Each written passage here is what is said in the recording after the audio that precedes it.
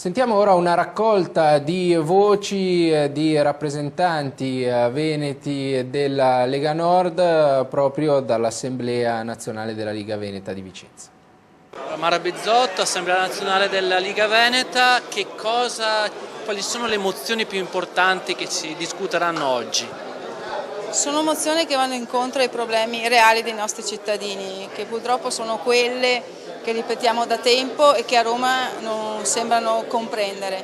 Il problema è che i soldi non ci sono, il problema del patto di stabilità, il problema di sempre più tasse e sempre meno servizi. Anche in questa serata dove si discute, dove saranno i veneti a discutere, questi saranno i temi centrali.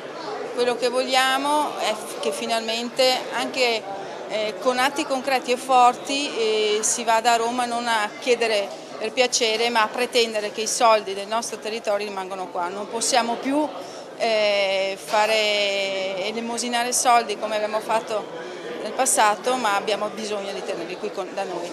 Un'altra sua iniziativa è stata quella di seguire un po' un percorso di richiesta di un referendum per l'indipendenza del Veneto in Europa, e sembra che domani appunto si discuta in Consiglio regionale. Che cosa si aspetta? E poi può essere questa iniziativa che domani si discute da stimolo anche qui nella vostra assemblea di oggi?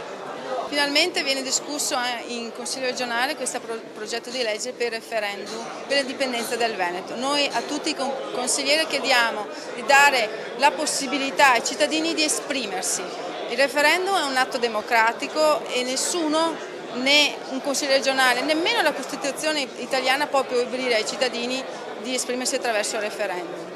È un punto importante per noi della Lega che da anni cerchiamo di portare più risorse nel nostro territorio. È l'inizio sicuramente di una battaglia che vogliamo fare sia a Roma che a Bruxelles. A Bruxelles già da parecchio tempo sto sollecitando l'intervento dell'Unione Europea, perché dopo la Catalogna, dopo la Scozia c'è anche il Veneto che vuole liberarsi da Roma e vuole un'Europa diversa, un'Europa dove a comandare non sono le lobby economiche ma le regioni, quindi un'Europa dei popoli e delle regioni e un'Europa dei finanzieri.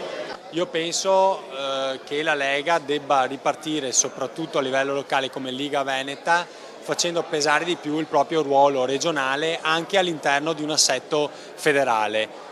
Questo perché abbiamo bisogno di ripartire dalla nostra identità, quindi in Veneto i veneti, in Lombardia i lombardi, in Piemonte i piemontesi, per capirci, assieme discutere quelle che sono le linee nazionali da tenere, le alleanze, ma avere a livello locale grande autonomia e ripartire dal territorio come si faceva una volta con i gazebi, con i volantini, comunicare, tornare un po' alle origini del movimento. Io auspico che da questa assemblea ne esca questa volontà, che non significa cambiare gli intenti o i valori del nostro movimento, ma anzi rafforzarli, ripartire fortemente dal nostro simbolo, però cambiare magari il contenuto di alcune idee, cambiare soprattutto il modo con cui si espongono queste idee, quindi farlo magari con metodi nuovi, questo sì, magari cambiare anche qualche persona per poter rinnovare il movimento. Che cosa si discuterà oggi?